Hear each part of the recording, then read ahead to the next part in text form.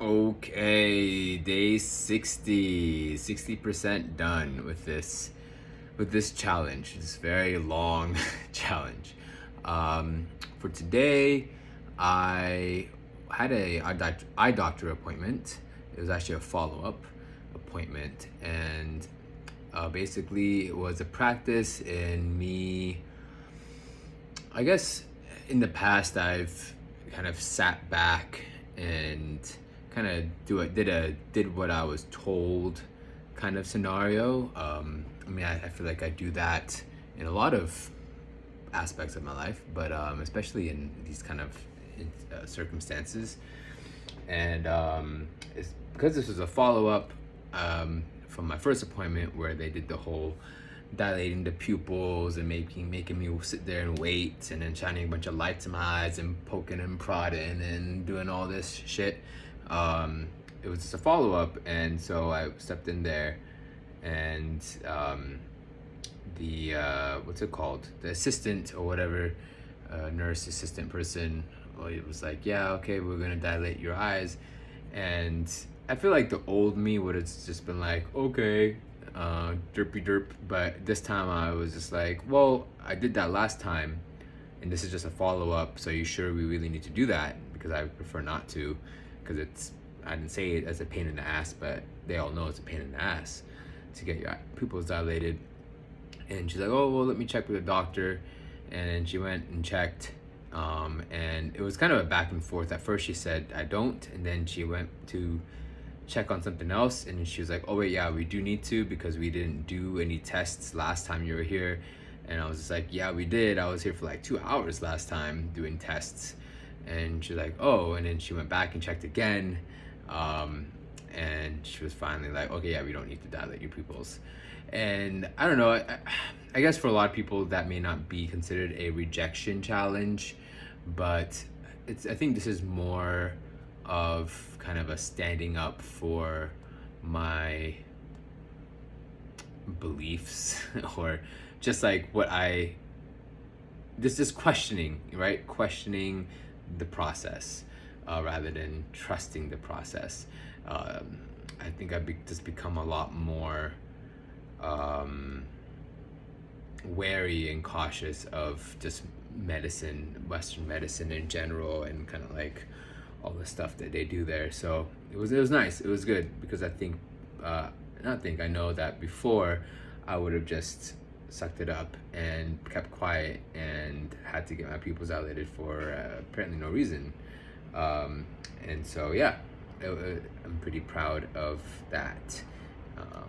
And yeah, I mean, 60 days in, and it's been going quite well. I know there are a few days here and there that it is very hard to get out there and do a challenge, just because of how my day is going, all the shit I have to do during the day.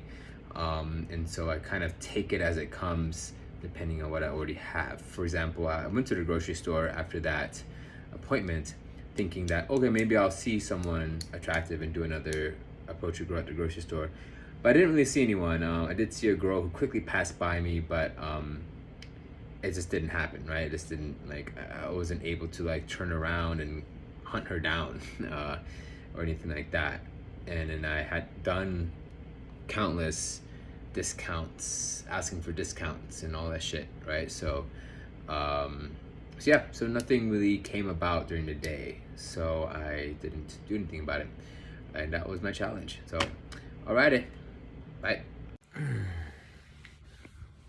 Alright, I'm actually back with a part 2 of my 60-day challenge, because after I recorded that first video, I actually took Zelda out for a walk and went back to the dog park. And when I was walking over there, I saw 2 girls walking over there as well, and one of them was just like super fun, and I was like, okay, yeah, I'm gonna approach her and make this like a part 2 of my 60 day of day 60. And I was just so nervous. I was so nervous. I was getting anxious of just like the thought of approaching her, and both of them, because they're both walking together, so I would have had to talk to both. and I just had to keep telling myself the things that I have kind of, you know, been working on and meditating in terms of like, I am an attractive man and I am confident and I don't give a fuck about being rejected. I had to keep kind of telling myself that, and just being aware, right? Being aware of the fact that I'm getting nervous, and I'm like, okay, yeah, I'm getting nervous right now. Okay, cool, let that thought pass. And it actually kind of worked, especially the closer I got to interacting with them. What really helped though was both of their dogs actually came up to me and started like just nuzzling up and stuff like that. And obviously Zelda, once again being the good wing woman she is, was started playing with their dogs. So it just led to a really easy lead-in conversation, and started talking about dogs. And then I glanced over at Zelda to make sure she was all right, and she was eating poop because that's one of her nasty habits.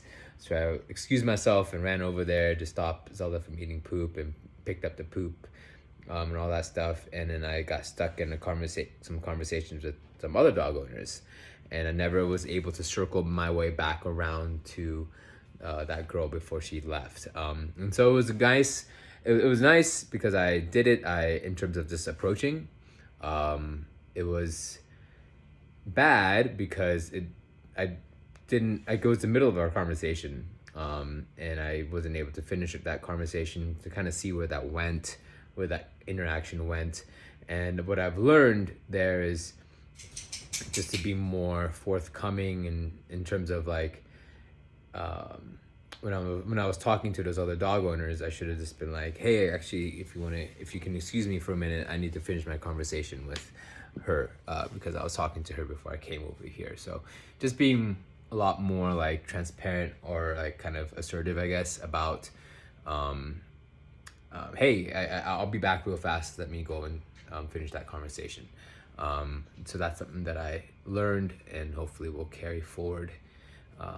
So yeah, learning something with every challenge I do.